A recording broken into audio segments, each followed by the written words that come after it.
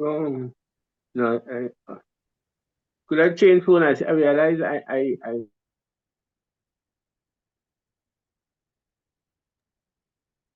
Good to go, Nadine. Okay, great. Good evening, everybody, and welcome. It's a really timely webinar about what's happening in the Caribbean. I'm one of the members of the Executive Caribbean Labour Solidarity. I visited in the past most of the countries that we're going to be hearing about. In particular, I was in Grenada during the revolution, volunteering off and on. And certainly this moment in time reminds me very much of the run-up to the invasion of Grenada. I was also there just after the invasion and on a delegation and know only too well the aftermath of US invasions. We got a number of very knowledgeable and experienced speakers tonight. They're going to speak for about 10 minutes each, and then we're going to open the floor for questions. If you can use the question and answer button and put your question in there, then I can ask the speakers those questions when we get to the end of their presentations.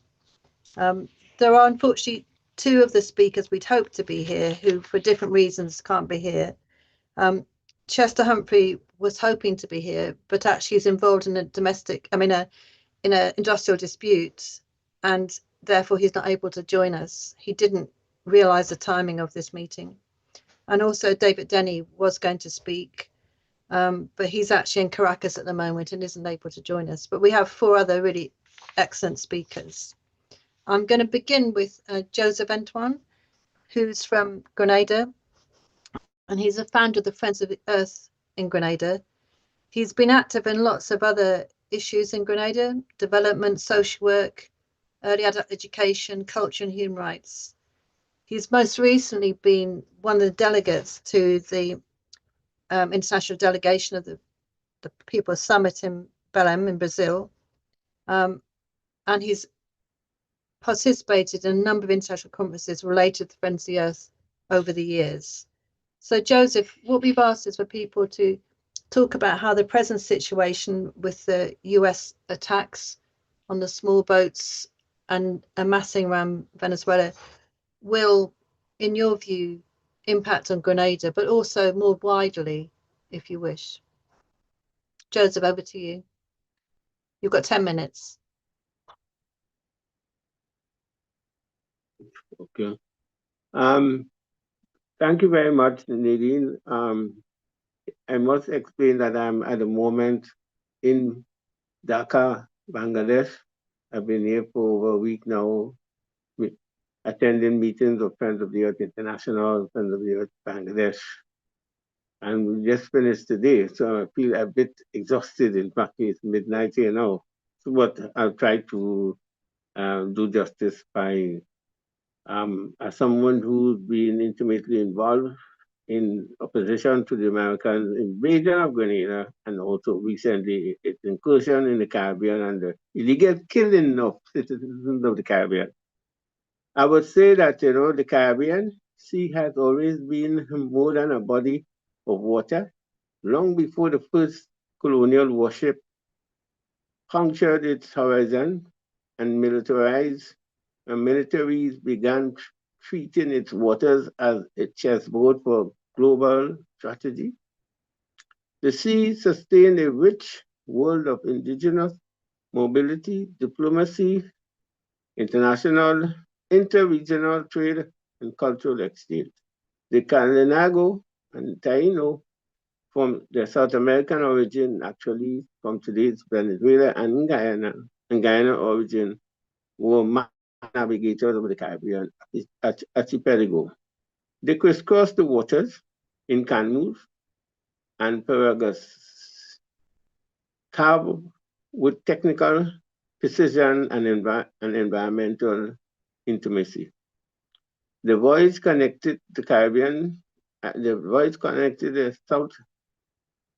South America to the islands. They carried trade and kinship networks and established a marine common grounded in coexistence rather than domination. Recent studies show a different story than the rivalry between the rivalry perpetrated by the Europeans upon first encounter. The Kalinago maneuvering the swift dugout canoes traveled routinely between the Orinoco Delta, Grenada, St. Vincent, Dominica, and as far as the Virgin Islands. The Taino navigating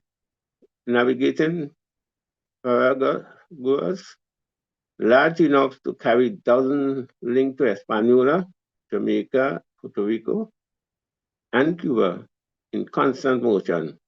Archaeological findings show that these journeys were deliberate, sophisticated, and central to inter-island diplomacy and trade. Today, that ancient tradition stands in painful contrast to the militarized landscape that has once again engulfed,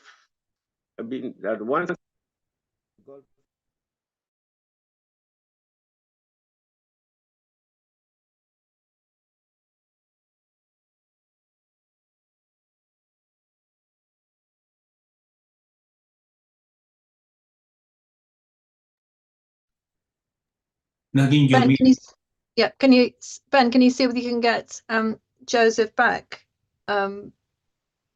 Or we I can can see move on. Joseph has just rejoined. So. Okay, good. Hi, Joseph, you okay? Do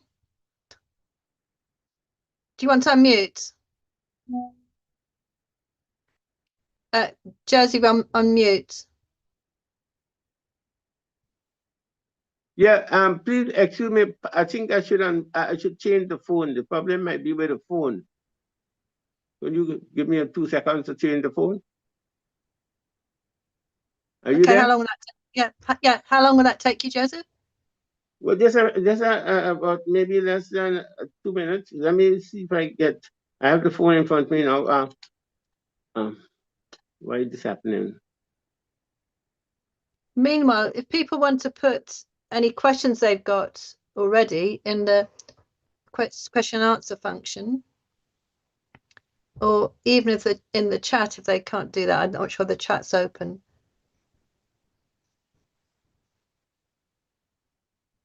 Logging in.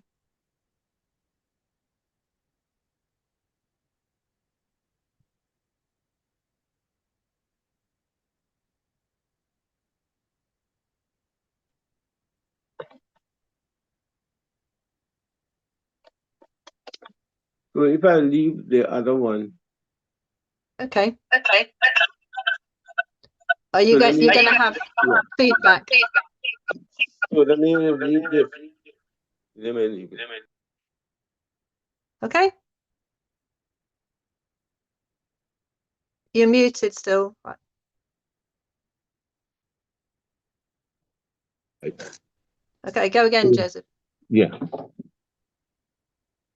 Sorry for that interruption. Since September, close to 100 or at least 87 people from Venezuela, Colombia, and Trinidad and Tobago have been murdered in 23 attacks by the U.S. military strikes on small boats in the Southern Caribbean. These killings justified by Donald Trump administration as part of a ramped anti-narcotic campaign have spurred the myth of Caribbean tranquility and reveal how quickly our much heralded zone of peace have become a zone of war. When two citizens of Trinidad and Tobago, Chad Joseph and Rishi Samaru, were among the dead, while most CARICOM condemned the attack with cautious statements expressing concern about a security buildup in the region. Strangely, the Trinidad and Tobago government reaffirmed cooperation with the U.S. military operation, joint training with the U.S. Southern Command. This also applies its acceptance No, this implies its acceptance of permanent American presence across the region, from Puerto Rico to the Virgin Islands to Guantanamo. The weakness of the anti-narcotic legal pretext. The U.S. frames its strike as part of a war against drugs, drug cartels, claiming that the U.S. vessels and the Venezuelan vessels and territories are tied to narcotic trafficking. However, evidence contradicts this. Venezuela is not a major transshipment point for cocaine to the U.S. It is not linked with fentanyl supply chain, according to the U.S. own 2025 National Drug Treatment Assessment. Because the threat is not credible, the strikes fails to meet the imminent threat threshold required under the United Nations, under international law for unilateral self-defense, Article 51 of the UN Charter. I think I will break away from the prepared text I have here. What have happened since then is that we have learned that the government, the United States have asked the US, the Grenada government, to allow the installation of radar and military personnel at the Maurice Bishop International Airport. The same airport in which the Americans had accused us, leading up to the American invasion, of preparing a Soviet military base. And that, of course, a lot of tension in Grenada. We are told that the American had made a request since in August, but what I'm interested in reason is only in the one close to October that the government admitted that the request was made.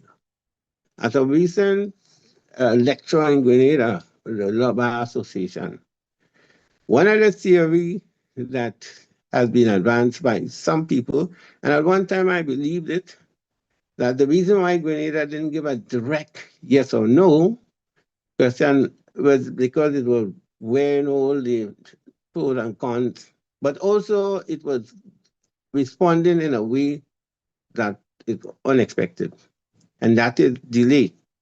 A delay answer can be considered an answer. And we have seen what happened, and maybe David could talk about the Tobago connection in terms of the bases in Tobago, where bases, radar have been established.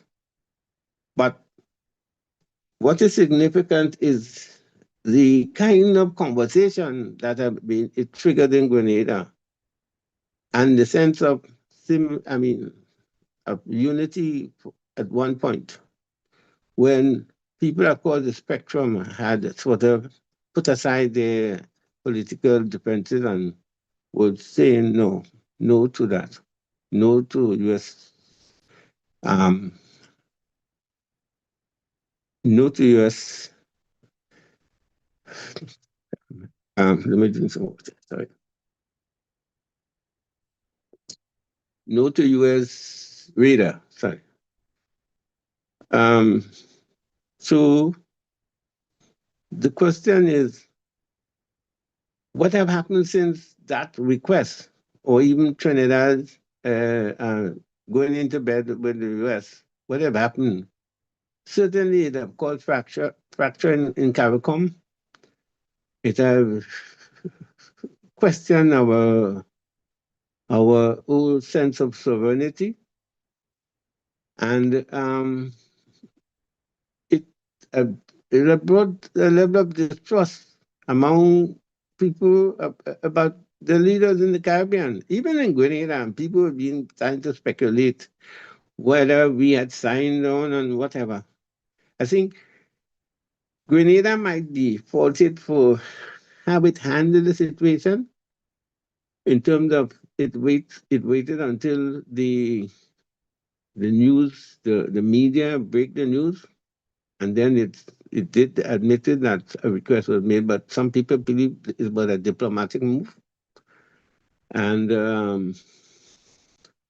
the government is yet to give a definite yes or no, but Professor Griffith, who gave the lecture recently, seemed to improve that the delay is actually a response. So, as I said, I'm a bit drained, so I will stop here for now. I'm willing to answer because I'm more asleep than awake. Sorry. Well, you kept very well to time, Joseph. Thank you very much. Yeah. I don't know where Luke is, but I'm going to ask Bernard if he can come in next. Now, Bernard is well known to many people. He's appearing here as the executive of Cuba Solidarity Campaign, but he's also been very active on many other campaigns around anti-imperialism. He's very active in the Palestinian movement, and he's the author of a very useful book called the Balfour Declaration. Now, Bernard, I'll give you about 10 minutes. Yes, and please do signal when I've got near the end to it, so I don't run over out of courtesy to the other speakers. Thank you for the invitation.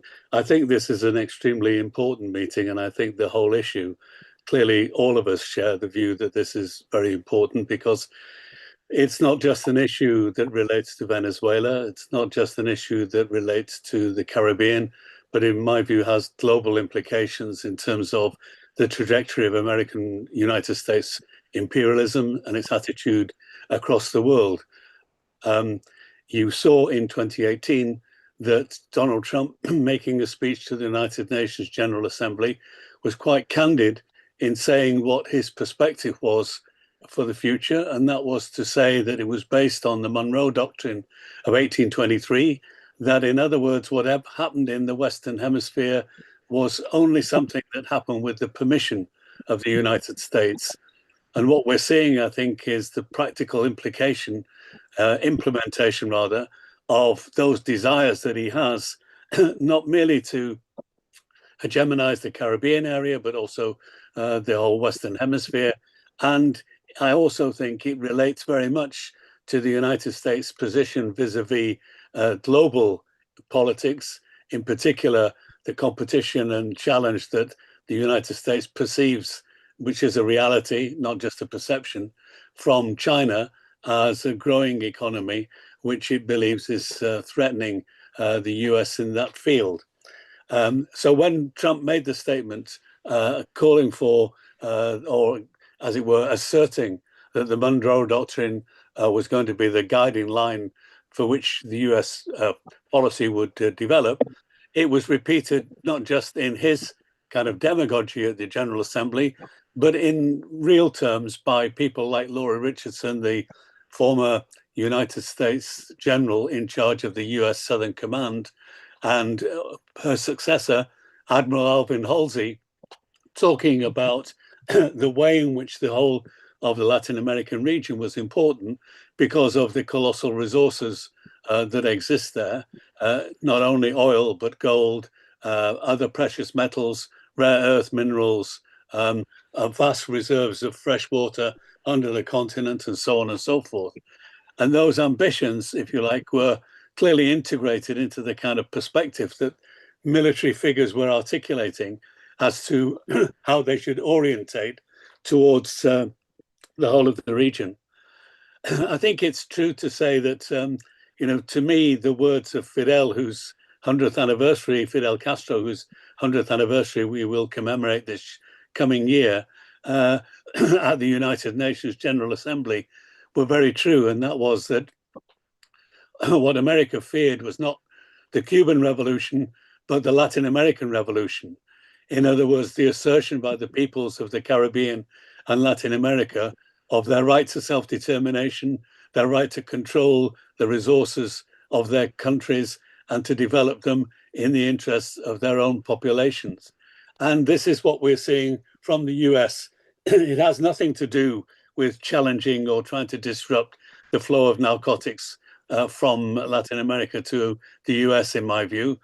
In May of this year, Marco Rubio cancelled the agreement that existed between Cuba and the United States of a protocol which enabled the cooperation or collaboration between the respective police forces and coast guards of the two countries in order to intercept and to keep each other informed of drug trafficking that might be taking place. And that had worked very effectively for some decades, but that was unilaterally cancelled by Rubio. So, the seriousness of saying that the issue is one of narcotics, and other colleagues here are more equipped than I to talk about how that is also fictitious, even on the basis of what we know. That was an indicator that they intended to kind of intensify the pressures and use the notion of drug smuggling and terrorism associated with drug smuggling, and those kind of things were going to come to the fore in the way in which they operated. Cuba already, of course, has been the victim of 66 years of blockade. It's faced an intensification of that under Donald Trump, with the imposition of the characterization of Cuba as a state sponsor of terrorism, which has cut Cuba off effectively from much of the international monetary systems under SWIFT, through which transactions, credits are gained, and purchasing and payments are made. And so Cuba is excluded from that. There are 11,500 companies which use that methodology, which is operative in something like 200 countries and territories across the globe. So you can see this colossal pressure that has been imposed on Cuba and is having, a real challenge to the Cuban economy at the present point in time. So I think the attack that has been made against Venezuela is something, as I say, not just of concern for the Caribbean, but for me has global ramifications. And that's why I think this kind of a meeting and discussions about how we develop solidarity is extremely important. The record of the United States, as far as kind of operating under the Monroe Doctrine, we know from the Second World War onwards, there have been no less than at least 16 direct interventions by the US trying to force through changes of government, changes of political leadership in countries across the whole region. So their track record is very evident to anybody who wishes to examine it. And I think this is what their intention is at this present point in time. We've seen them floating, and indeed countries across the world falling in behind the US and promoting Maria Corina Machado as a viable alternative candidate, giving her the Nobel Peace Prize in a farcical action, it seems to me, of absolute nonsense in terms of, you think of some of the authentic and justifiable recipients of that award.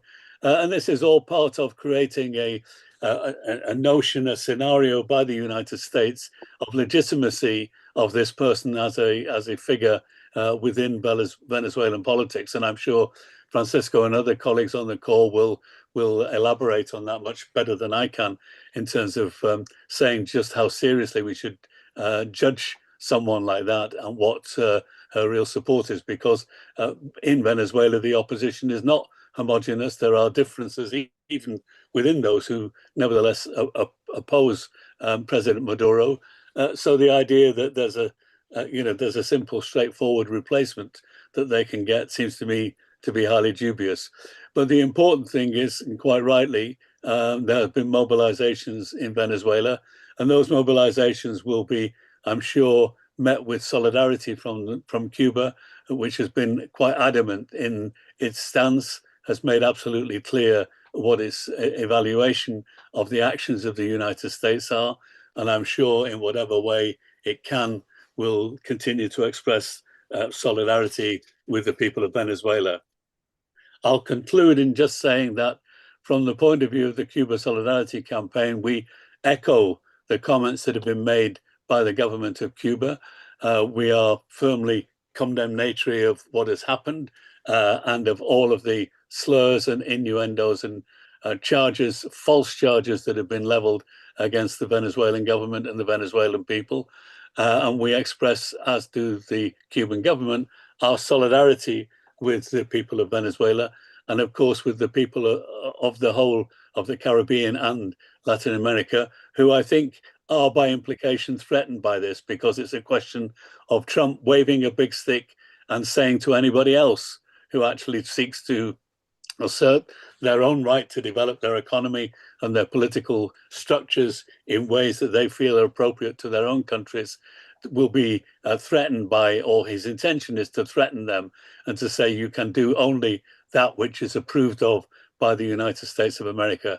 So I think we are living in an extremely serious situation, and we have to respond as socialists, as committed activists, as internationalists, as anti-imperialists, in a firm and stronger way in solidarity with our comrades in Venezuela. Thanks very much, Bernard. That was a very useful contribution, I think. Ben, I'm going to try and get Luke in now. I think he's in the public part. Is it possible to unmute him so he can speak? I've just promoted Luke to panelist, so he should be joining the panel in a second. Thank you. And meanwhile, please do put questions in the question and answer. And if you can't use that, just put questions in the chat.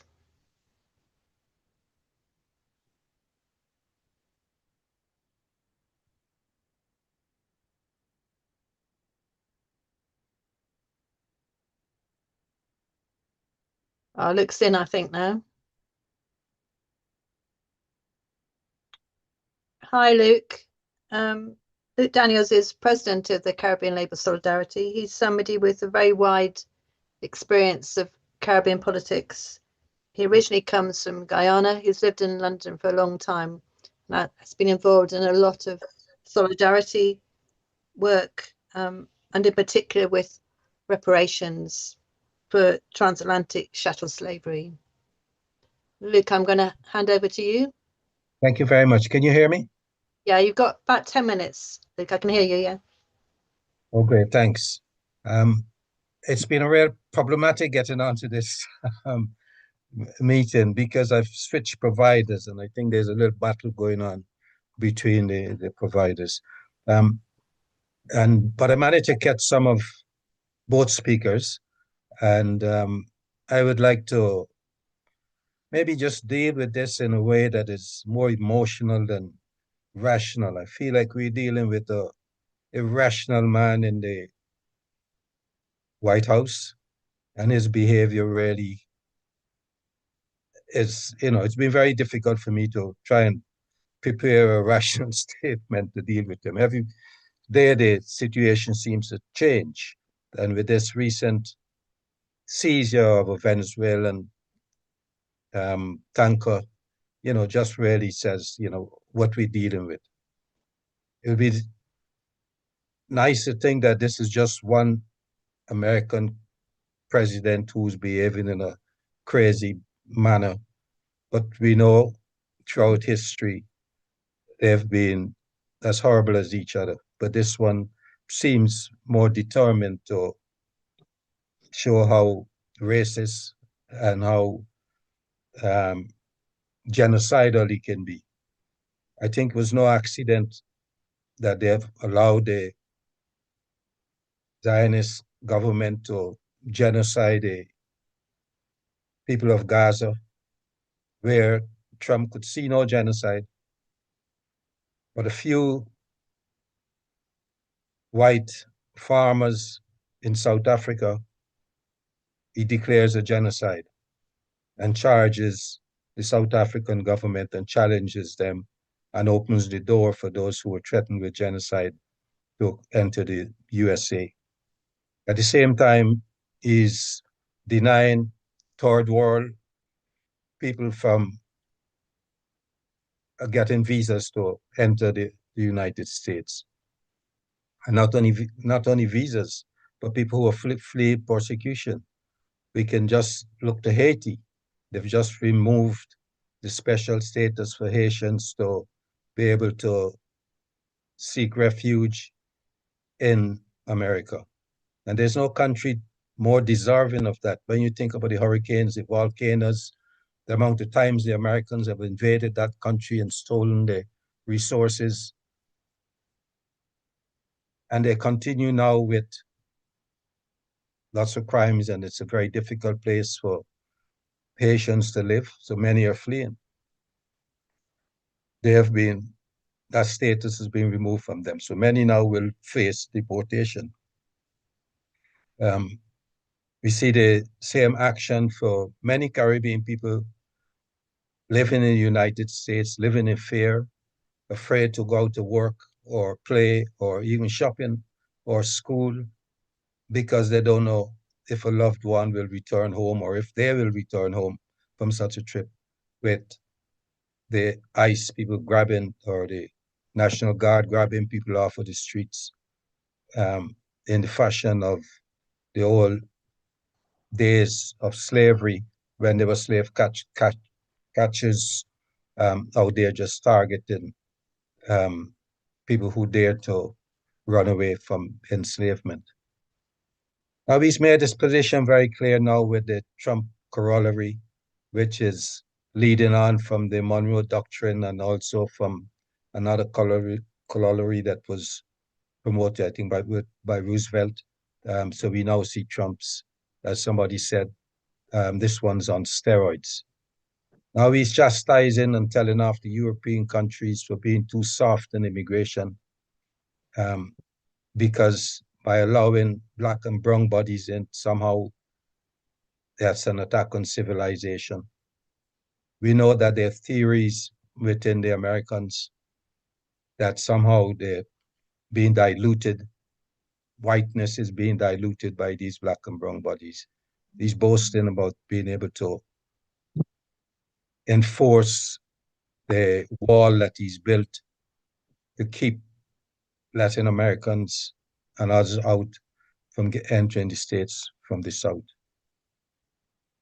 And these deportations in this most inhumane way, where people's families are separated, whether you've got a green card, whether you entered legally or illegally, people are being deported.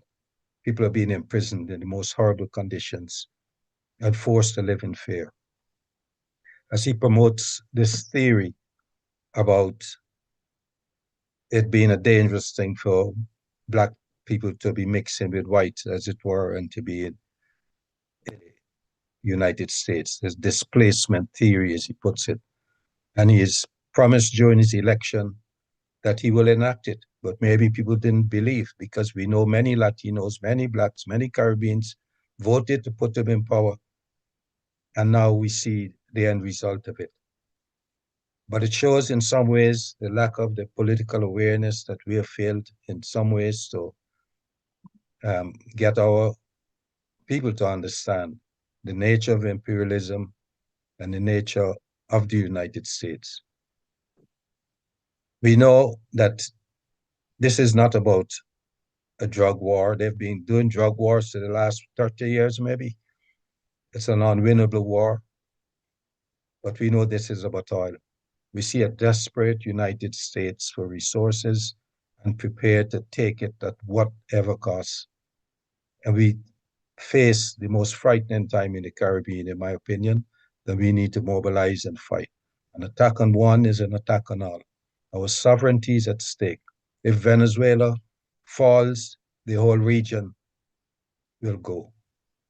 And we are not prepared to live in slavery again. And this is what Trump's corollary is proposing in many ways, that he will choose our friends. He talks about it as his region. Well, we're in nobody's backyard. He will choose who our friends will be, who we will do business with, what kind of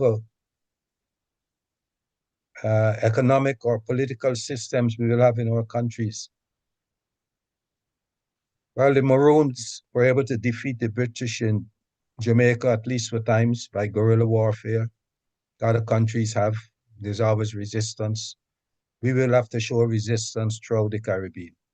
And when they single out some leaders, as has always been the case throughout history during enslavement of some house Negroes, as it were, siding with the enslaver for little better favors, we will have to make them feel unwelcome. And when Trinidad, who's had some of its citizens murdered on the high seas and encourages more of it, we have to wonder what kind of region we live in. We've got to have two plans, in my opinion. One, the long term, how do we deal with this issue of the many neoliberals in the region, and also how we do long term in terms of educating the masses.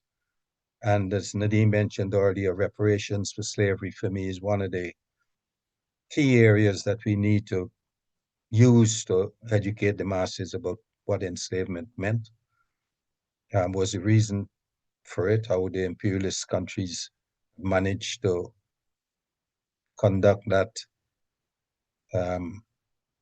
200 to 300 years of terror of Black people enslaved in the Caribbean for profit. And that system continues today. Trump is looking to turn back the clock on it. Well, he needs to know that we're not going to put up with that kind of a system ever again. We need to rouse up the people in the Caribbean to rebel in every way that they can.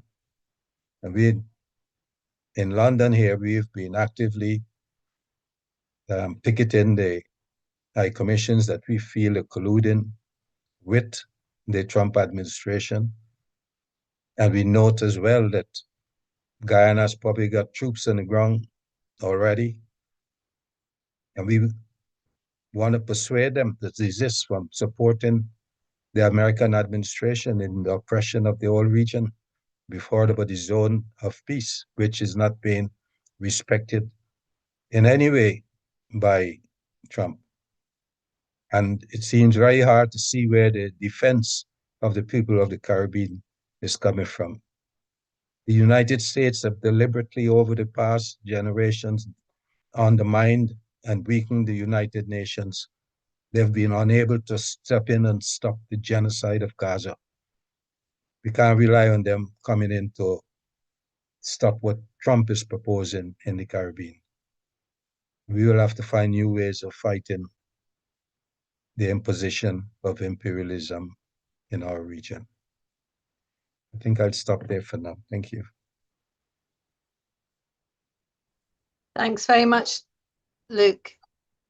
And it's sensing quite a few of you have spoken about the excuses of having drugs, but if anybody who studied history know that drugs tend to follow the Americans. Look at Vietnam, look at Grenada, look at even the Second World War. If anybody imports drugs or encourages their use, look at Afghanistan, it is actually the Americans. I'm going to call on Francesca Dominguez now. People really need no introduction to Francesca, who's one of the foremost academic political economy experts in the whole area. Having been a former refugee from Pinochet's Chile and having been in the UK since 1979, he has really devoted his time to actually working on behalf of a whole range of countries in the area, Cuba, Nicaragua, Venezuela. Francesca, what are your thoughts? Thank you very much for this very timely meeting. I think what is posed is the United States is planning a war against Venezuela as the first installment of regaining its hegemony, uncontested hegemony, over the whole of the hemisphere. That's really what is posed. The question is whether they will be able to get away with it. They're taking their time. There are reasons for that, which I'll come back to in a minute. I think correctly, many people focus on Trump. Trump is particularly nasty.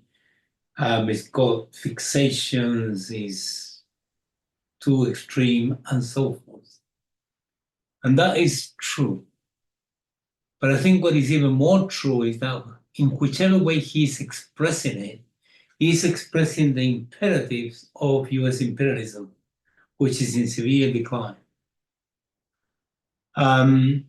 Let's remember that recently Joe Biden was doing something very similar, was waging war in every other place. And he was funding all sorts of things around the place. And even though during the electoral campaign before he got elected, Joe Biden promised he would lift the sanctions against Cuba, when he came to becoming president, he didn't. He kept them. And then at the end of his administration, knowing full well what was going to happen, he took Cuba out of the list of terrorists, of state-sponsored terrorism, knowing full well that it was going to last a week, because when Trump came in, he reinstated it immediately, and Biden and his team knew this. So the United States is facing very severe decline. It's really dramatic. I don't have the time to go through all the figures, but just to give some of them, the United States performance economically is very poor. Its economic growth on average is something like 1 to 2%. They say 2%, many people say 1% per year. So that means that in the next 10 years, the United States at best economy is going to grow at a sort of 20%. The Chinese economy on average grows between 5 to 7%. That means that in the next 10 years, the Chinese economy is going to be 70% bigger than what it is now. When it comes to the question of competition regarding technology, the United States is lagging very severely behind, and China is jumping ahead. When it comes to the question of performance internationally, China exports much more than anybody else. The United States is heavily in debt. Its GDP is 30 trillion, it owes 38 trillion. That is to say, where the United States use all what it produces in value in 1 year to pay this debt, it will still owe 8 trillion, which is nearly double the combined GDPs of all the Latin American countries. That gives you an idea of what we're talking about. And the United States spends $1 trillion every year in defense. And it has a trade deficit, which is more or less every year, something like 1 trillion as well. If you were to visit the United States, you will see, I have seen it myself, that the infrastructure of the country is crumbling. It's very poorly.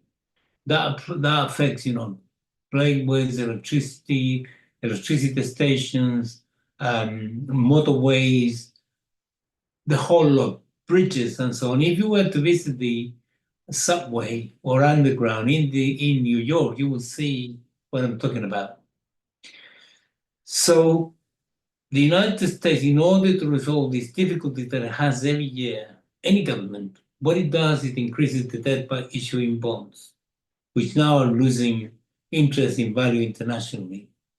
So the United States, the elite has come to the conclusion that because it cannot win on politics, on economics, on technology, on markets, and on performance, then the way to maintain its world supremacy is by military means, by force. And the US elite is terrified. The US elite, both Democrats and Republicans, are terrified of multipolarity. So the way they've been trying to stop or slow down multipolarity, which is the new world geopolitical system emerging, which is not perfect, it's called all sorts of contradictions and complexity. Nevertheless, it is emerging. And overall, it's challenging the supremacy of the United States. The United States waging war to stop it. That is the mechanism. And it wages economic war, it wages political war, it wages real war, hot wars. So the sanctions system that the United States actually is implementing against something like 39, 40 countries in the world is part of this. but it's not the only one. So if you think about what the US strategy is thinking about, or is thinking like, they came to the conclusion that from their point of view, it takes between 40 to 45 days for the oil from the Middle East to reach the United States. It will take 4 days from Venezuela. And Venezuela has the largest reserves of oil in the planet, which is in the region of something like 300 billion barrels of oil a day, barrels of oil, which at the present levels of consumption, that would mean that Venezuela will be able to supply the world, and if the United States exit the United States, for the next 300 years. So the only complication they have is this pesky Bolivarian government that is determined to use the revenues accruing from the oil export on their own population, as we know. So this is what it is. And they had decided that they are going to go for this thing. And this is what is all about regarding the Trump corollary. My understanding is this: when James Monroe issued the so-called famous Doctrine Monroe, it was a speech he made to the Congress in the United States, State of the Nation kind of thing. He spoke for something like an hour and a half. 5 minutes of this speech is what is known as the Monroe Doctrine. There is no anything, but what matters is what the United States has been doing ever since to maintain its supremacy in the hemisphere and so on. For a while, the United States was using its influence and its expansion economically in order to maintain, expand its hegemony in the region, and particularly by keeping the Europeans out.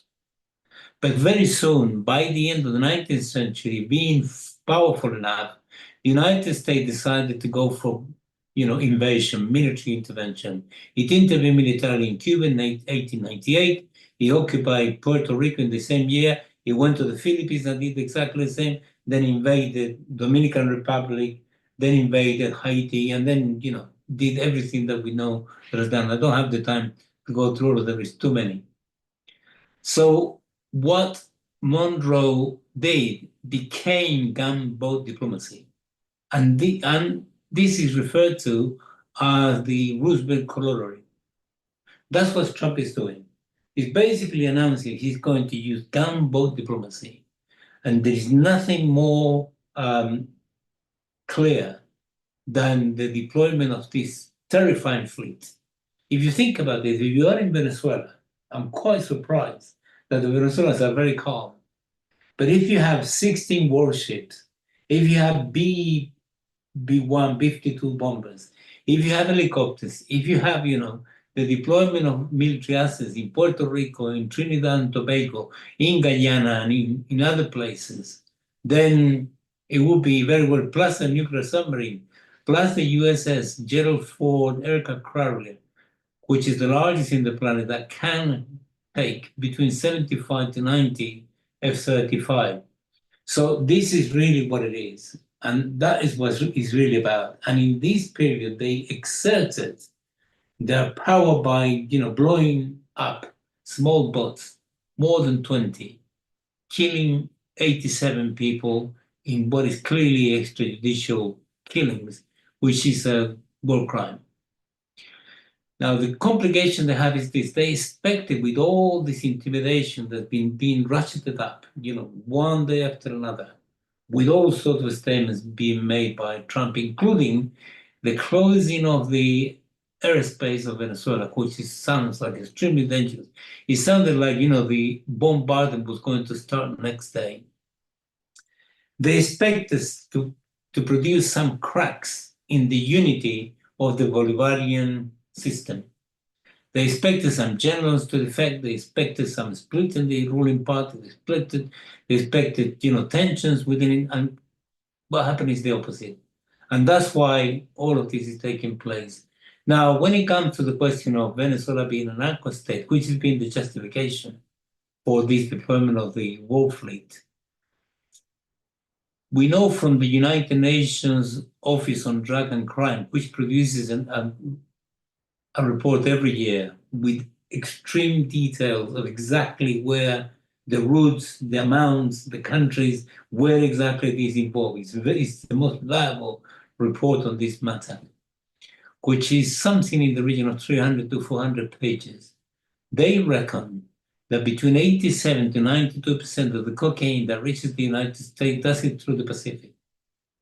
Venezuela has no coast in the Pacific, only has coast in the Atlantic.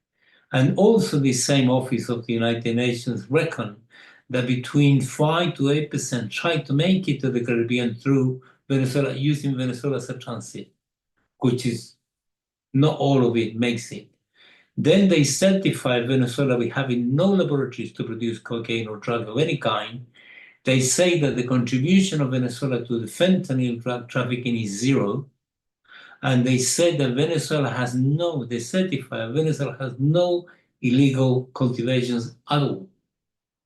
So even worse, on the 2nd of December, Donald Trump pardoned this guy called Juan Orlando Hernandez, who was the former president of Honduras, who was indicted, was convicted by a court of law in the United States. And because he was accused of having shipped 400 tons of cocaine into the United States, he was convicted to 45 years in prison, in a US prison. And Trump pardoned him in the middle of this operation. That's number one. Number two, they just took control over this very large tanker, which belongs to Venezuela. And the argument from the Department of Justice is this. They say that this tanker was being used illegally because it was sanctioned by the US system of sanctions, and it was the sanctions against Iran.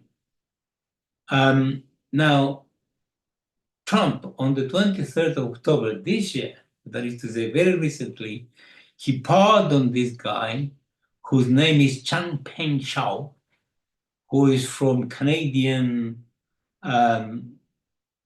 nationality, because he was guilty of violating exactly the Iran sanctions to the tune of $898 million. And he just pardoned him. So there is nothing to do with Iran, the seizing of this tanker. So neither drug trafficking nor violation of sanctions against Iran is what is going on. And what it's all about is this oil. The United States, and Trump in particular, wants to take the oil from Venezuela by military means.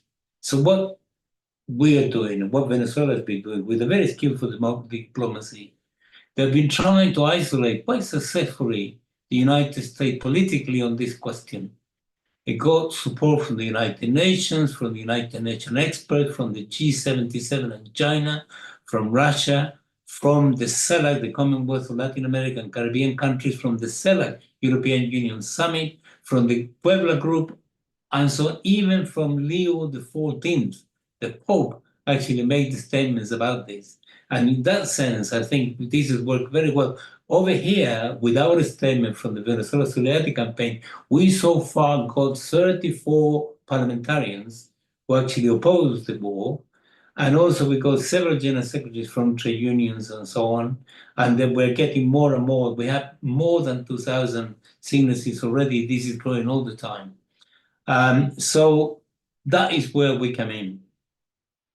There is opposition inside the United States as well. There is a very strong opposition. I've seen on national television in the US, retired generals, speaking very eloquently against it. And they're saying this is not going to be a walkover. This is going to be very difficult because Venezuela is extremely well equipped.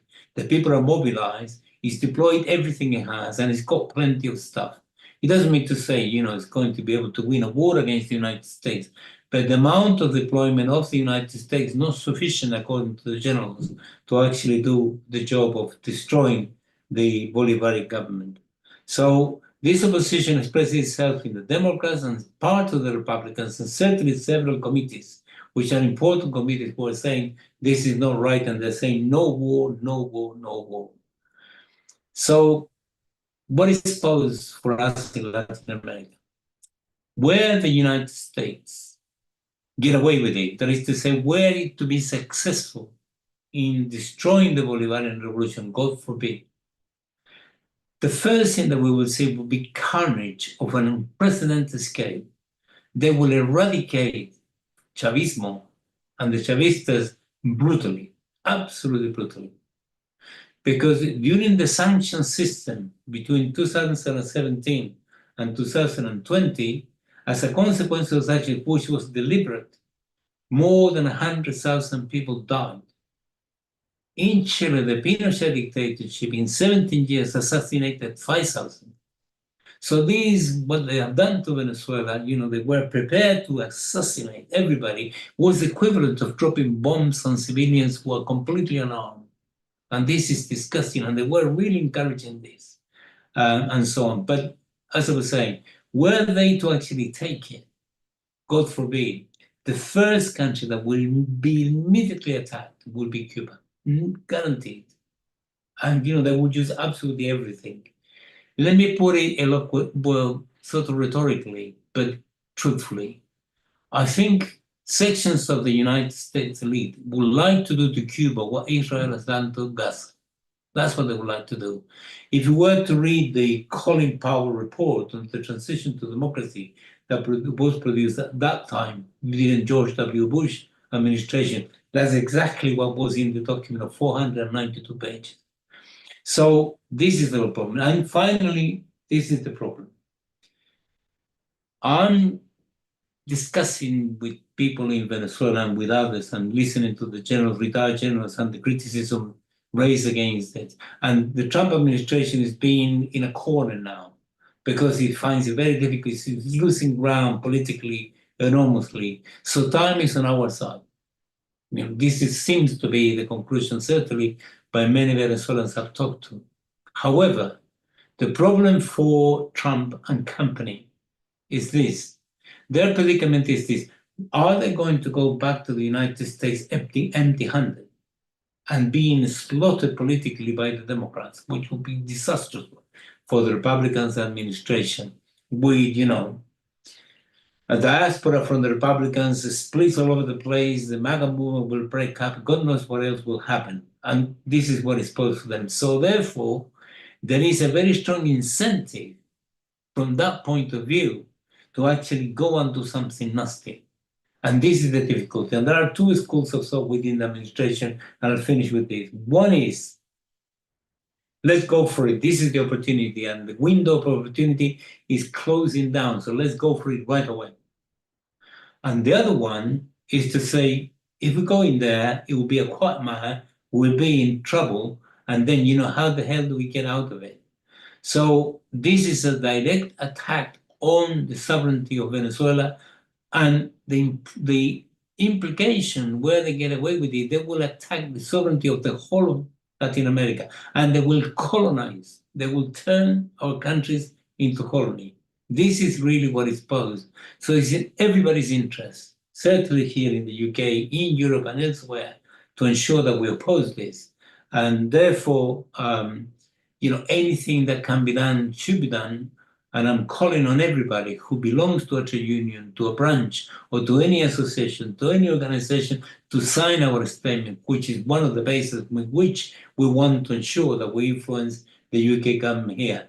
Viva Venezuela, and long live sovereignty. Thank you. Thanks very much, Francesco. I let you go on a bit longer than other people because some people were shorter, and also clearly it was a very comprehensive briefing for us. David Abdulah is the next and last speaker. He's a leader for the Movement for Social Justice. He's based in Trinidad and Tobago. His background is within the trade union movement, particularly the Oil Fields Workers Trade Union. He was also a senator in Trinidad from 2010 to 2012. But his present energy is going into the Movement for Social Justice. So David, can you please tell us your views? Thank you. Thanks, Nadine, and thanks for the invitation to be part of this important discussion today. I want to congratulate CLS as well for the pickets that they have held outside the Trinidad and Tobago High Commission and the Grenadian High Commission and other activities over the last several weeks. Very important solidarity. I'm going to make a number of points quickly. Some of them have been referred to already. And I think it was Luke who first talked about the Trump corollary to the Monroe Doctrine. So the national security strategy that was released by the Trump administration just about a week ago is a must read for everybody. I haven't read the entire document, but I'll just quote one or two parts. And it says that one of the objectives is, quote, to restore American preeminence in the Western Hemisphere by reinforcing the Monroe Doctrine, that it will it is going to deter foreign influence in the hemisphere. It will push to combat the drug trade and irregular migration while encouraging private economies. We will reward and encourage the region's governments, political parties, and movements broadly aligned with our principles and strategy.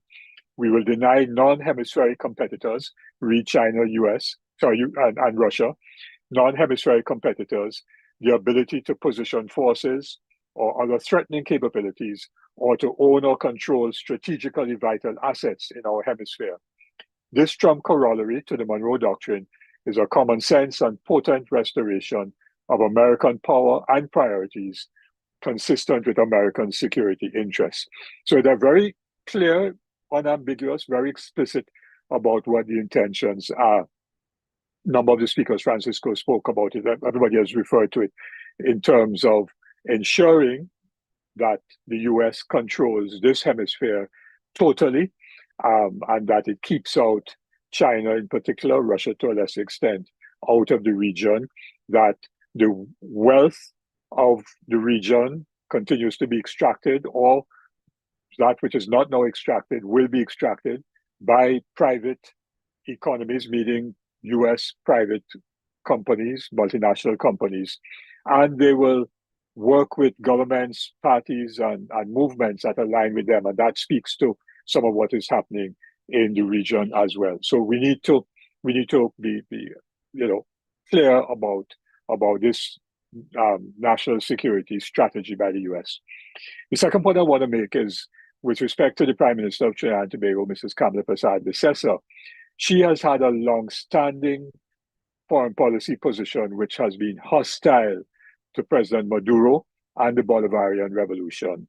So as far back as 2019, she recognized Juan Guaido. She was not prime minister, she was leader of the opposition, but she recognized openly Juan Guaido.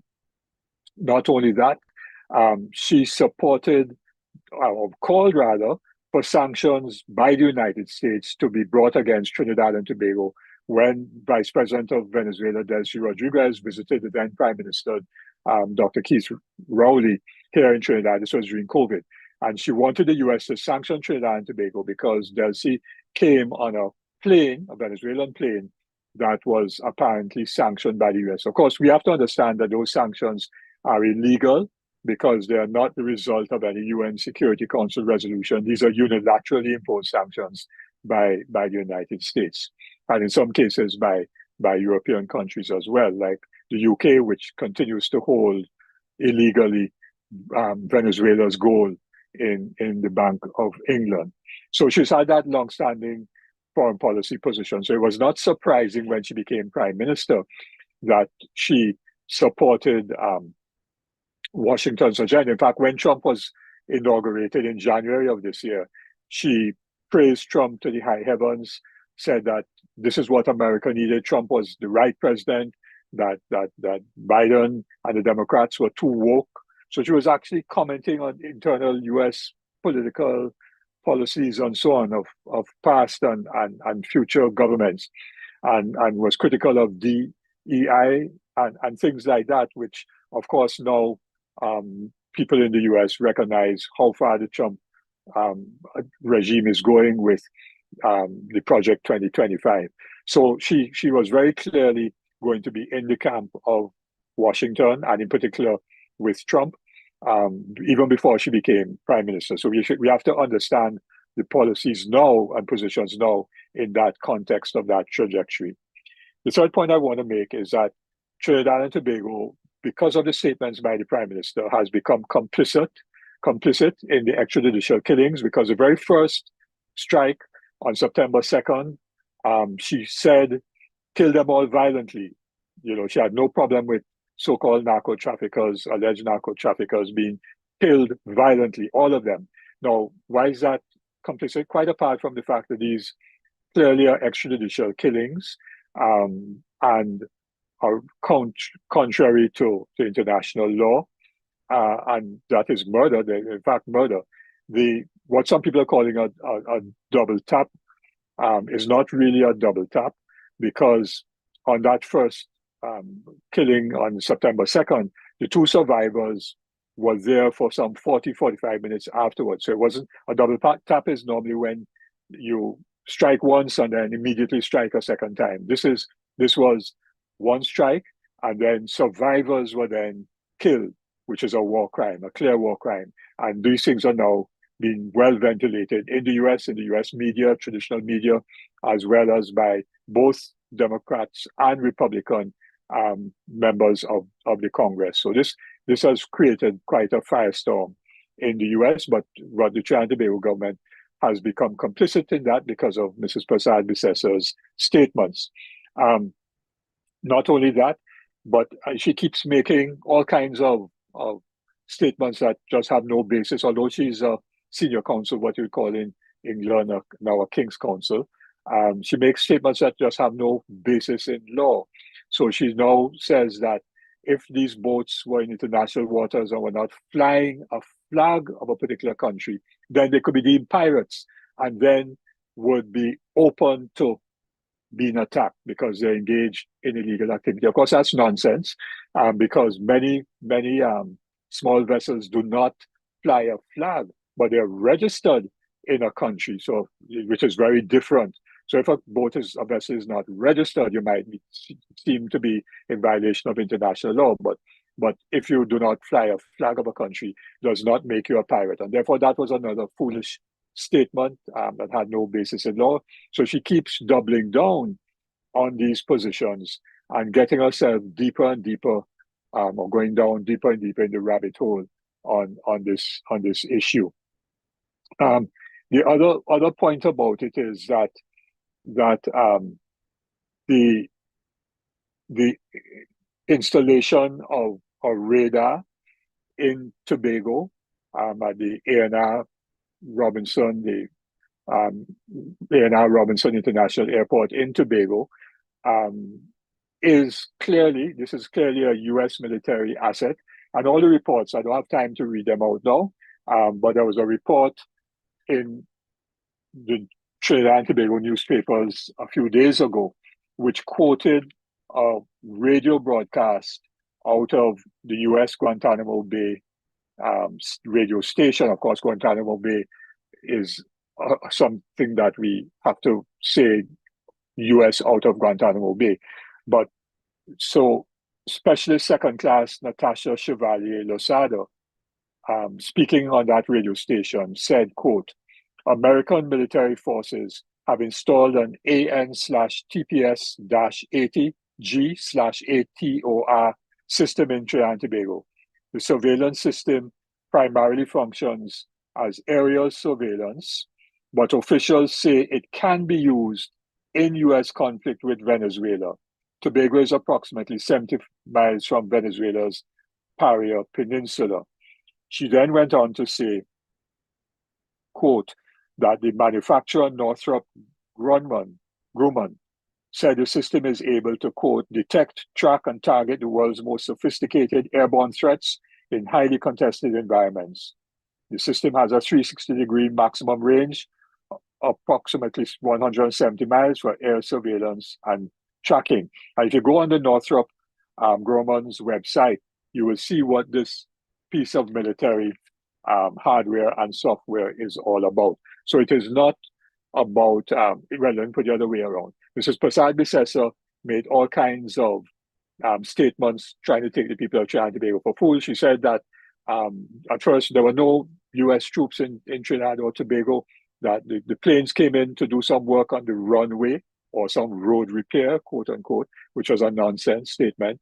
Then she said, well, she said that because she was trying to keep it a secret so that the drug traffickers and the criminals wouldn't know about the radar. But you can't keep something secret if it is located in a small island like Tobago, where people live in close proximity to the airport, and you're putting this in plain sight. It wasn't put in the forest reserve of Main Ridge in the center of Tobago, where it might not have been seen or known about. And huge military aircraft landing in Tobago would, in the dead of night, would clearly be heard and seen by Tobago residents. So that was a nonsense statement. And then eventually she said, well, yes, there are Marines here and it is being installed and so on. Then she said it was to deal with trying to track small vessels engaged in narco trafficking or human trafficking or arms trafficking. Her Minister of Defense made a contrary statement saying it was to track drones.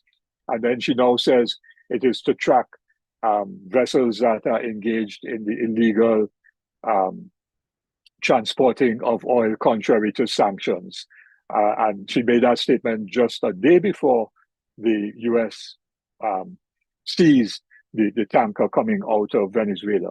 So all of these statements have indicated that basically she has been lying to the people of Trinidad and Tobago, and therefore trying to cover up the real intention. And that radar was installed just a day or two after the visit to Trinidad and Tobago by the chairman of the Joint Chiefs of Staff, General Kane. And this is the first time that I'm aware that a chairman of the Joint Chiefs of Staff came to Trinidad and Tobago, and he paid a visit to the Prime Minister. It wasn't a tourist visit.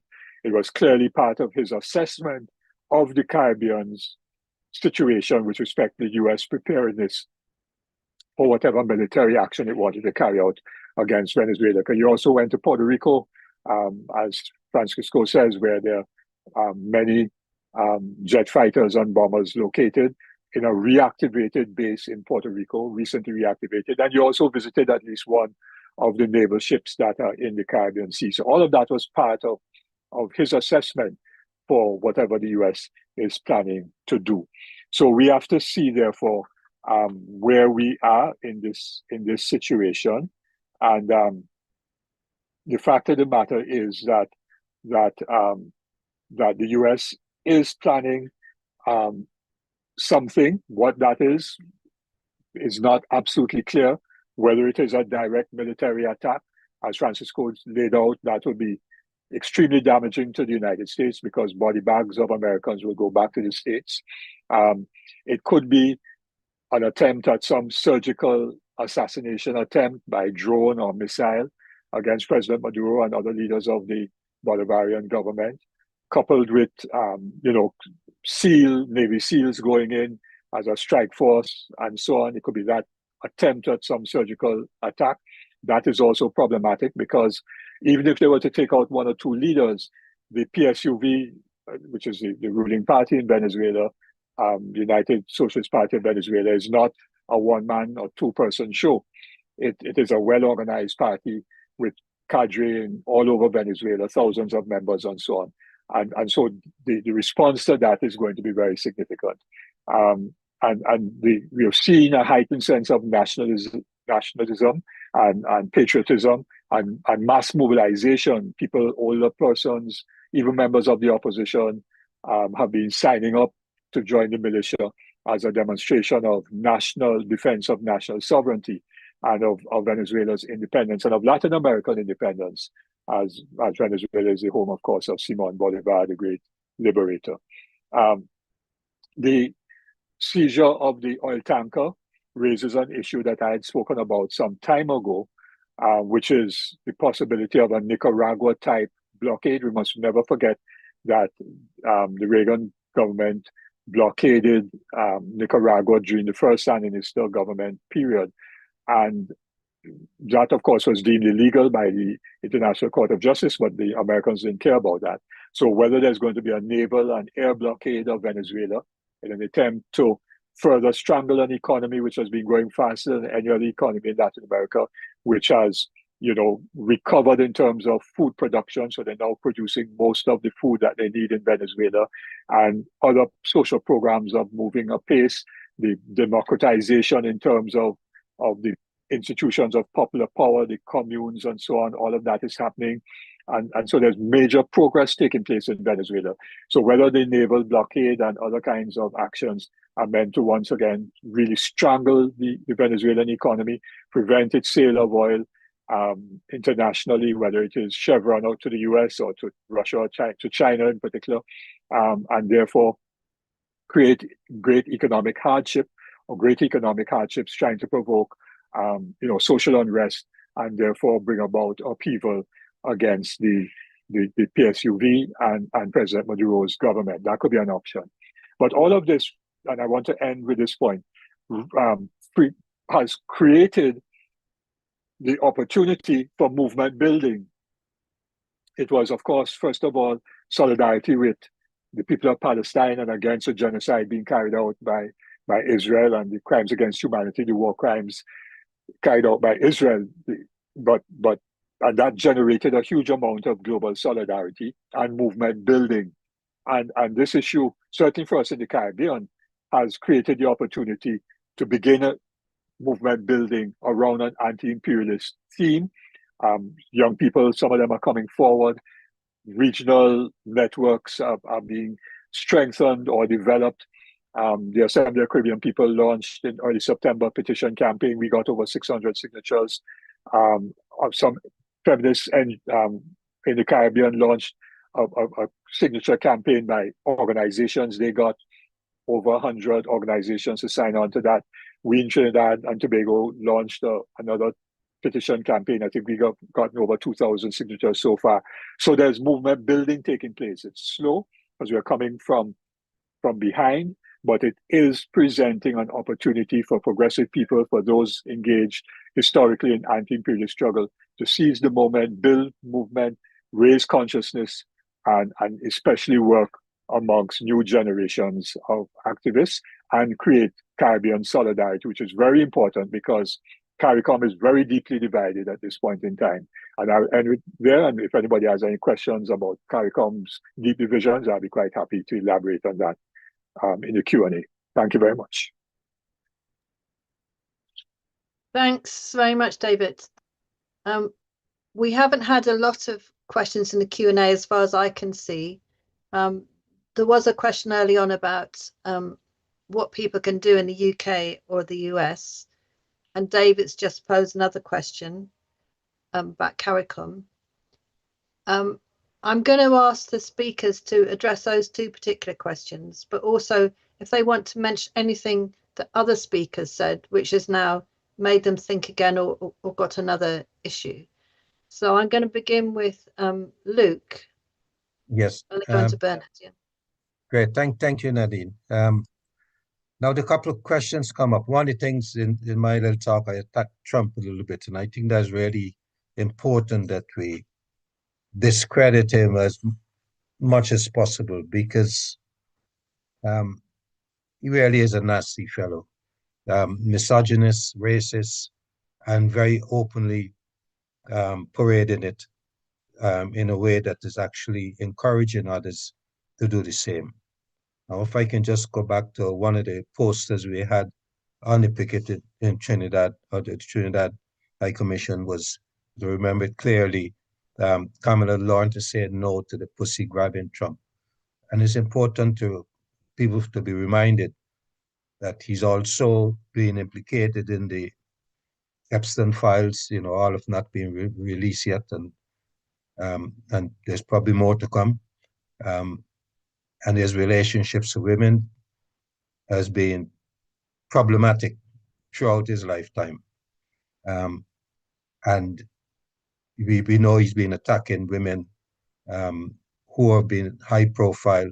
We see his attacks on one of the Democrat women recently, the way he addresses that. We see the racism.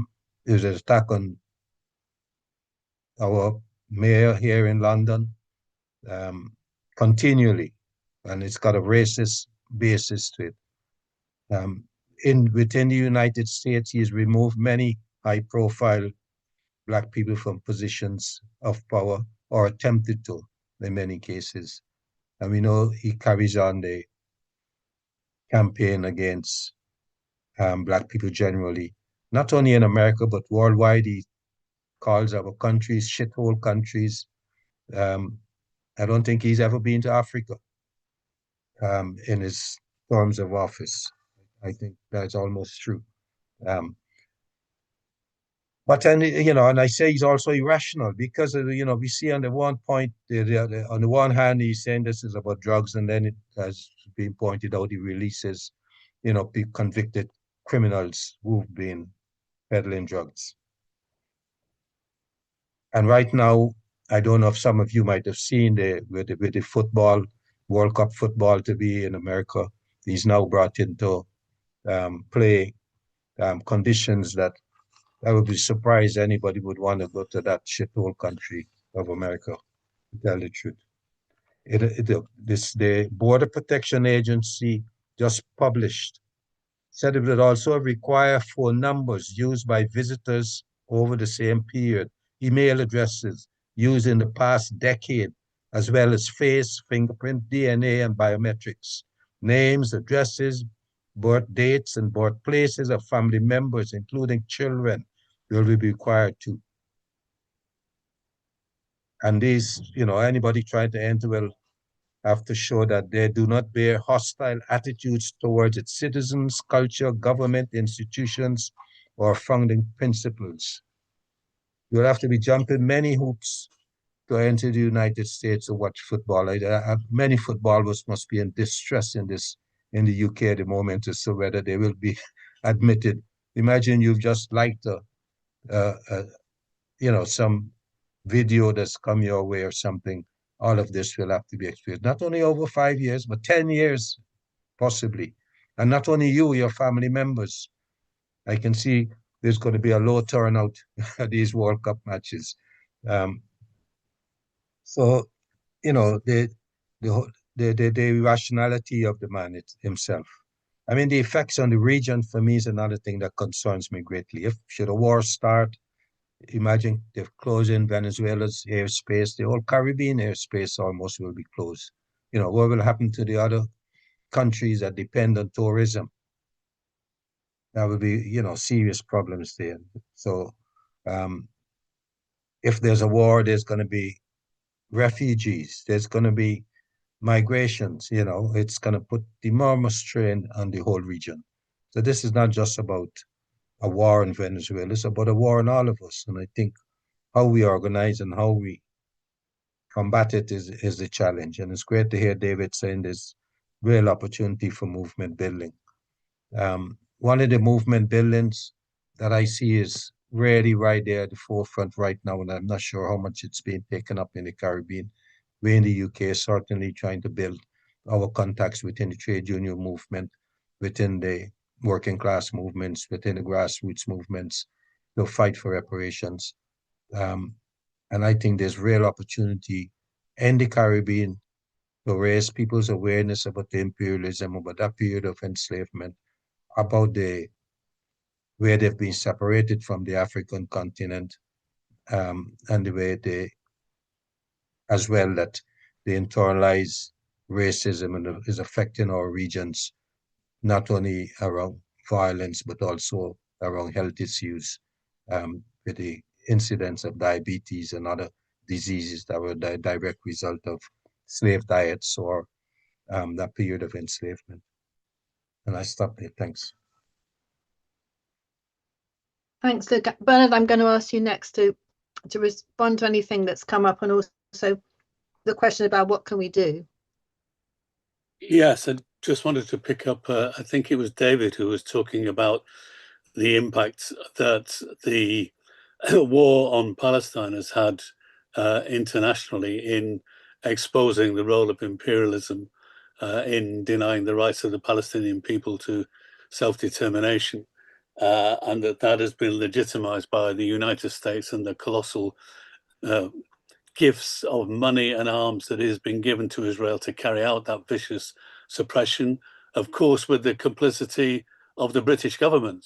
And we're well aware of that. And that's something that we have to address also in relation to Venezuela and the response that British government will make in respect of what is happening currently.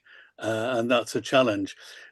Not to say it with any kind of flippancy, but one of the things that has certainly emerged and is impressive in the course of the response in Britain to the Palestine struggle is the massive mobilizations that have taken place, one every month over the last 2.5 years. More than 30 demonstrations, which have been more than 100,000, and in some occasions getting up to nearly 250,000. And if you forgive me, but as an old timer, I'm very conscious of the youthfulness of those demonstrations and casting my own mind back.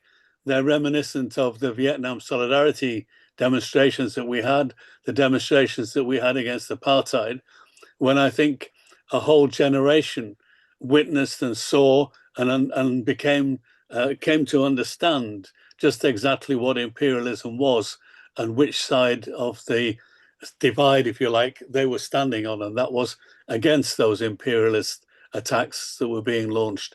So I have a certain optimism, whilst obviously having a sense of proportion about it not being that straightforward that you can transfer people's engagement with one political arena, if you like, automatically across, but the potential for building that kind of mass campaigning. And I would hope that was true within the United States itself, where there has been opposition to the government's policies on Palestine and to their, uncritical and indeed, absolutely generous support that has been given to the Israeli government by successive United States regimes, successive,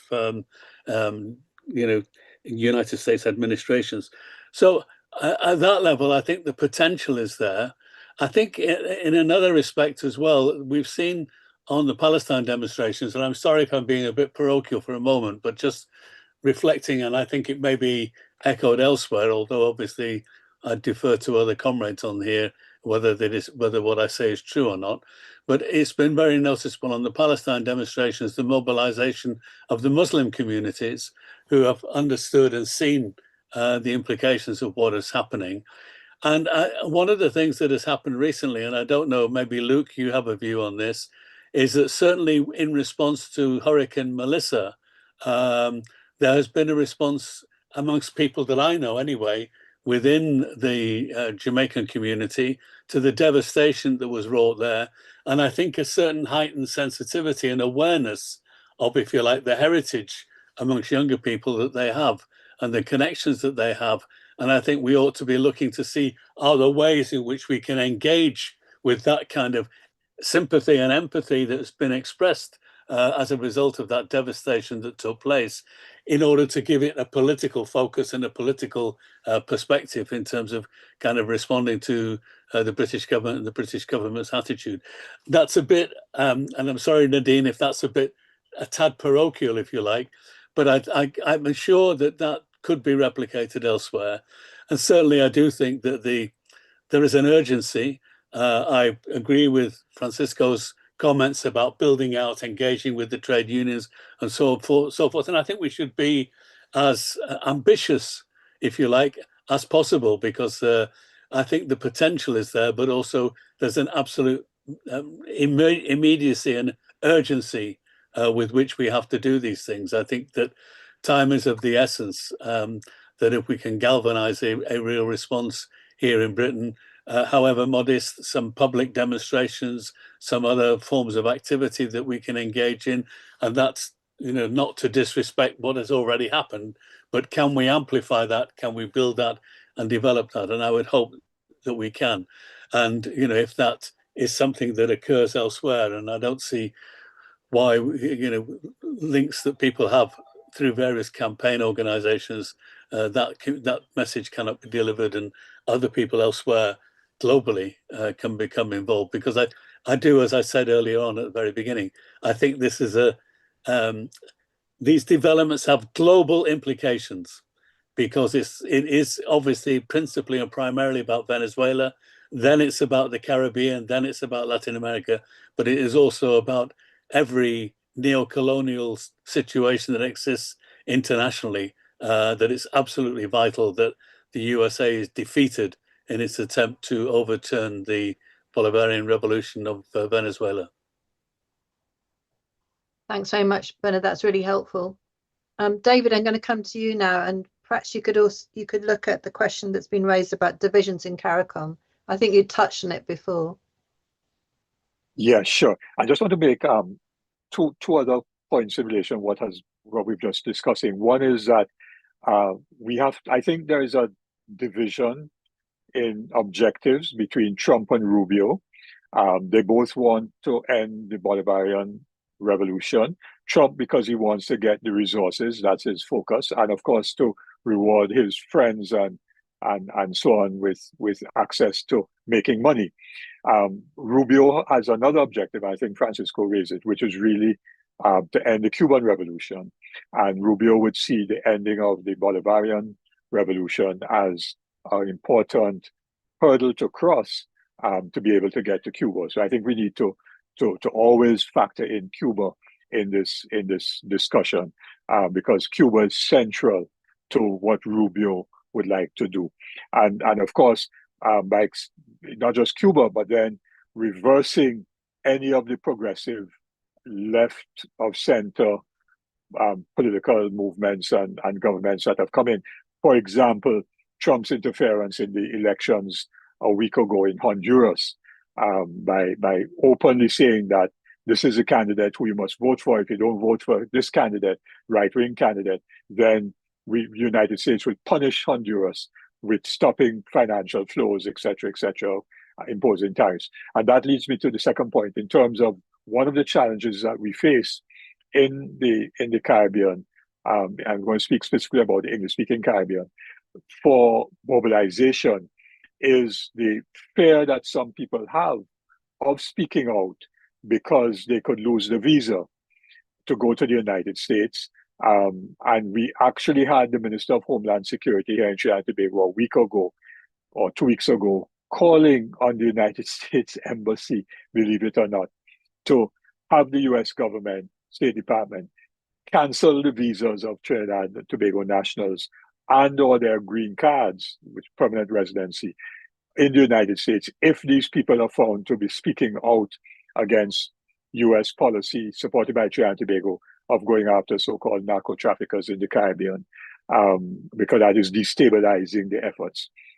So that is where it goes. So that there's a certain amount of fear that can be injected into the equation, and we have to therefore be countering that, not only countering the false narratives, but also countering the sense that of fear that people have that they can't visit their family abroad or family abroad could lose their green cards and so on. All of this in the context of the close, ties that people have with the United States in terms of family and friends.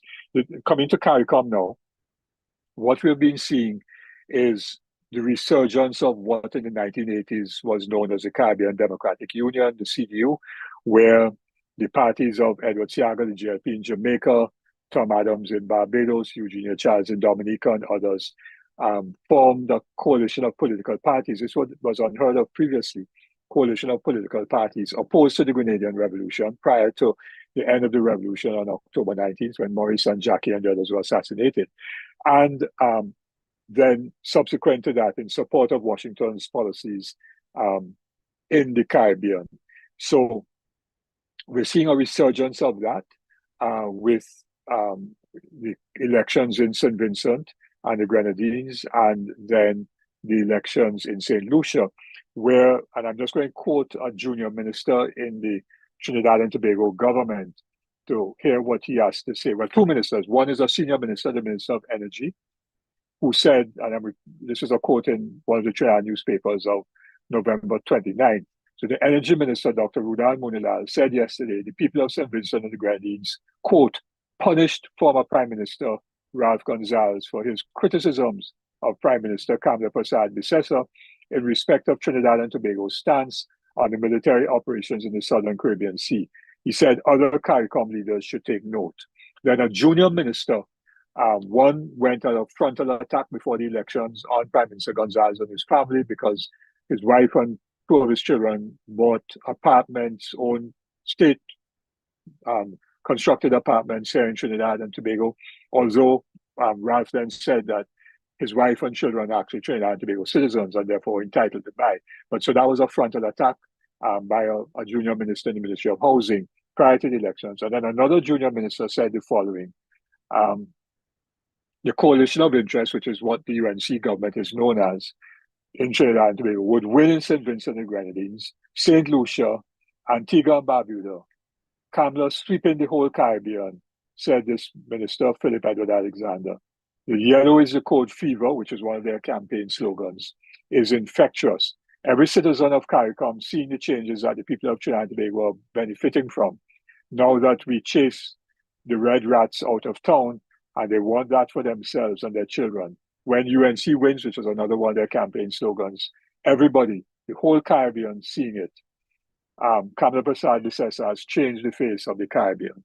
So what that is about, because there were UNC operatives in St. Vincent and the Grenadines and in St. Lucia during those elections, it worked in, well, I don't think that was the factor that caused Ralph to lose the elections. There were other factors, but certainly didn't work in St. Lucia because the St. Lucia Labour Party led by Philip Pear won those elections overwhelmingly, essentially 16-1.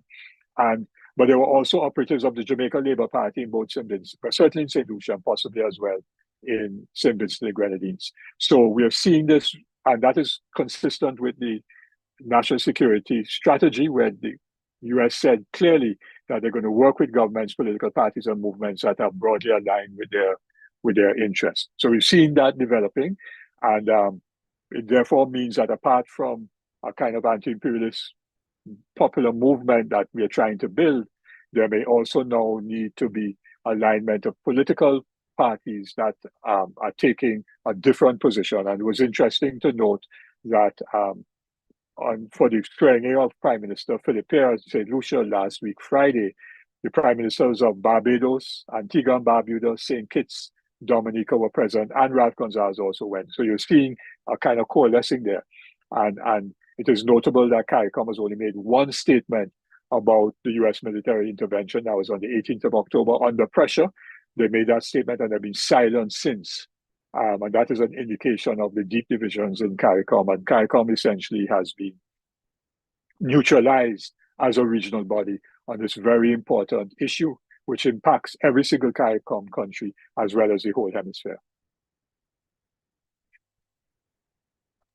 Thanks very much, David. I sent Joseph a message. I don't know whether he was really tired before, whether he wants to come back. But meanwhile, I'll ask Francesco, perhaps you can pick up some of the questions. Okay, I'll come in here. Nadine, I'll come in here. Okay, good. Yeah, I agree with what David just said. In fact, that resolution we got The signal's not very resolution strong. that we just passed in. Hello, somebody tried to call my line. That's what happened. Are you hearing me? Yeah, Joseph, I can, but it's not a great signal. Can you speak up? Yeah, I was saying that somebody tried to call me just when I started speaking.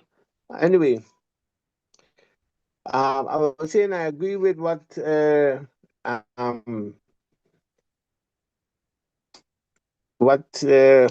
brother just said from Trinidad. David. Yeah, in terms of the role of the role of influencing the election, because as we just a few hours ago, Friends of Justice International got a resolution passed expressing concern, of course denouncing the military actions in the Caribbean, but also linking that with what is happening in Haiti, the continuing embargo on Cuba, and also the election in what is happening in St. Vincent. We have included St. Vincent as one of the casualty, also Puerto Rico, the Virgin Islands, and so on. All of these, so it seems that there's some synergy or some coherence in what David has said and what we have done in Dhaka. So there is this problem though where because of lack of leadership on the part of the Caribbean leaders and hesitancy, sometimes, although instead of trying to galvanize the support of the people, I've had people sort of like sheeps without any shepherd. So there is a danger that the influence could continue to be penetrated, and what happened in St. Vincent could happen in other places. In terms of movement building, this is something that we discussed at length in that meeting in Friends of the Earth, and it is believed that this is the way to go. No single organization can do it now. We need to join forces. In fact, and one of the best places that this has been practiced lately is in Belém, which I was there. We had over 40,000 people on the 16th of November taking the streets of Belém, articulating a number of issues, including the Caribbean and Latin America, the need to keep it as a zone of peace, and also linking the Palestinian struggle, the indigenous peoples, like Antoine, and a number of issues came together. Trade union was involved. I mean, that's the only way World March of Women, it has to be, but I don't know, we will have to do something extraordinary in the Caribbean. The good thing about it, I would say also, is that the fact that Latin America is beginning to see the need to coordinate with the Caribbean and to see the struggle as one. Before, I mean, my experience is that the Latin was more concerned about just what is Latin. Now they're saying we need to be concerned about all of the Americans. I have a bad cough. I stop here because I'm coughing affecting me. Unfortunately, Okay, thanks, Joseph. I contracted a bronchitis while I was here, unfortunately. Okay, Francesca, you're going to have the last word, I think, because we've run quite a lot over time. But I think somebody asked about whether Brazil and Lula are taking any position. And also there was a quick question about UN and the US, but I don't think the US has ever really paid much attention to any UN body. But Francesca, over to you. Yeah, Venezuela has forced several discussions in the Security Council. And as a result of the exchanges, these isolated politically, at least at the level of the Security Council and the United Nations, isolated the United States. And if you see the evolution of the narrative regarding the crisis, before it was a war on drugs, and plenty of the media was saying, well, Venezuela is sort of dodgy and so on. Now there is no discussion. It's totally clear. It's got nothing to do with drugs. It's got nothing to do with anything, democracy or human rights. The discussion, and even the corporate media are saying totally clearly, unambiguously, to my pleasant surprise, it's all about the oil. The United States, Trump in particular, wants to go in to destroy the government in order to lay their hands on the oil. That is what it posed. And the question is, how many people or how many organizations are prepared to oppose it? Lula has been totally clear and unequivocal. It opposes the war, and it opposes the deployment of the war fleet in the Caribbean. The Workers' Party, which is the ruling party, is even stronger. And the landless movement in Brazil, which is the largest social movement in the world, has been even more strong because it began to recruit volunteers to go and fight in Venezuela itself in the event of an invasion. So that's Brazil. Mexico has been totally unequivocal. President Claudia Sheinbaum has made it totally clear from the very beginning. When the United States State Department began to, spread lies about the fact that the inexistent Cartel de los Soles was supposed to have connections with the Sinaloa cartel, the second one which does exist. And Chainbound, the president of Mexico, publicly came out and said, no, we have intelligence and there is no connection whatever between the cartel de Sinaloa and Venezuela of any organization, any institution, certainly not with the government of Venezuela. And then Chainbound has been condemning the deployment of the fleet all the way through. And then Petro in Colombia has been very clear. He said recently, if the United States were to invade Venezuela, you can count on our military support.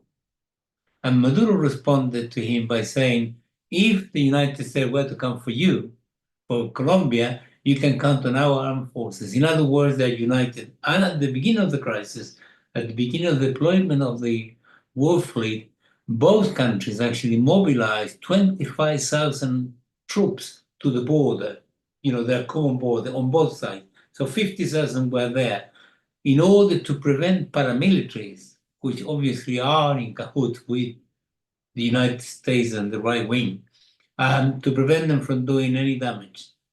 And if you look around, the CELAC summit in September saw 23 countries supporting, opposition to the war fleet. So that is there. There is no question about it. And these countries have maintained a very clear position. So that's one. Regarding that's the United Nations, that's the Latin America and so on. But I wanted to cover a couple of things more, if I may. The level of opposition inside the United States is really surprising. What matters in that sense is not that I have any illusions in those who are opposing it, because they are members of the high levels of the Democratic Party. Even some of them are members of the Republican Party. Nevertheless, what that does is actually give encouragement to ordinary right-wing politicians in Europe and in other places to say, if they are opposing it, then why can't we? And this is what is beginning to happen. So it begins to open, not the floodgate, but certainly opportunities and possibilities. Let me give you examples of what I'm talking about. Chuck Schumer, who is the leader of the Senate, of the Democrats in the Senate, is already being public opposing the war. Hakeem Jeffries, who is the leader of the Democrats in the House of Representatives, has also been absolutely clear and unequivocal in his opposition to the war. Then several Republicans, members of the Intelligence Committee, who are chaired by Republicans, and members of this Armed Forces Committee, who is also chaired by the Republicans because they have majority, they control all the committees, they have already made statements regarding this, which is very unusual. And then this is taking place in a context where Trump is losing and losing and losing and losing battles and battles. It's causing a lot of damage. He's using a lot of violence, particularly against Latinos and so on, but he's really suffering politically. And just yesterday or 2 days ago, he lost Miami majority, which they maintained, the Republicans, the extreme right-wing Republicans maintained for 30 years. And for the first time they won, and they won with 19% advantage, which is, is a landslide from the point of view of the United States. And what is more interesting, even in my view, is the opposition from the military, not the military establishment, but the retired generals. Generals tend to speak, retired generals tend to speak publicly about things that they don't like, when the Pentagon cannot say things. In other words, it's the way of the Pentagon to say what they do not like. Let me just mention one. There is so many, I don't know how many, easily 7, 8 or more. 4-star generals, who are very prestigious in the armed forces in the United States. I'm referring to retired General Barry McCaffrey, who used to be director of the Office of National Drug Control Policy between 1996 and 2001. So he knows what he's talking about. In an interview on the 5th of December, 2025, to the television channel MSNBC, he said the following. The question at hand is actually the following. Can the President of the United States unilaterally declare criminal cartels drug organizations as foreign terrorist threats, and therefore have the authority to use armed forces to extract them.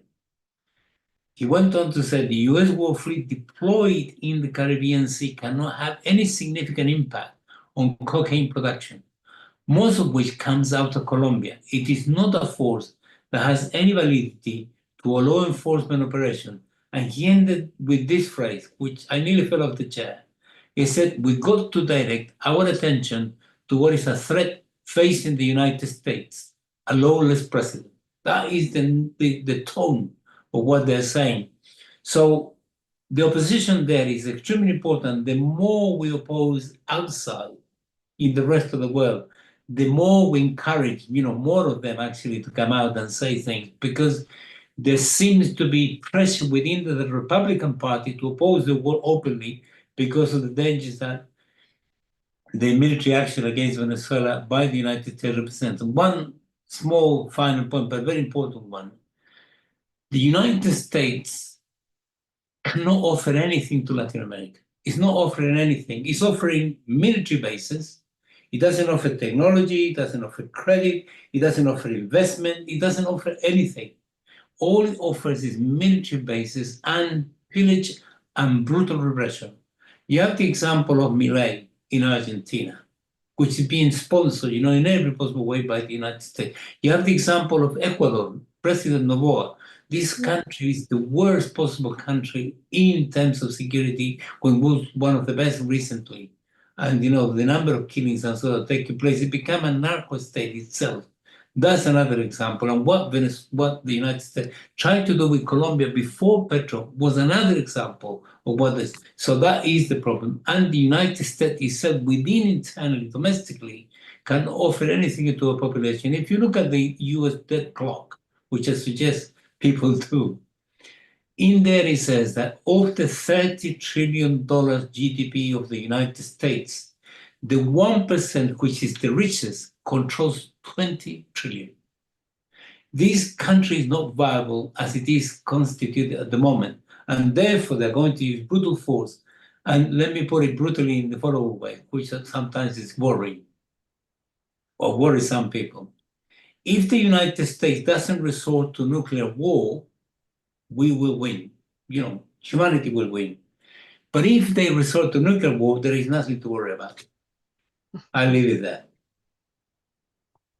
Thanks very much, Francesca. And thanks to all the speakers. It's been a really, really interesting conversation. And I hope both the organisations who arranged today will be monitoring the situation, hopefully may have a rerun of this before too long. Let's hope that Francesca's very optimistic view bears out, and that Trump's internal problems put a halt to his wishing to destroy the Caribbean and regions. So thanks very much. And most people stayed for 2 hours, which is fantastic. Thanks very much. Okay, bye. Yeah. Bye-bye. Bye, thank you. Thanks, Nadine, sharing. Bye-bye. Bye-bye. Thank you, everyone. Thank you. Thank you, Bye. Thank you, David. Thank you, Joseph. Thank you, Luke. Yeah. Thank you, Bernard. Guys, Thanks for having me. conversations.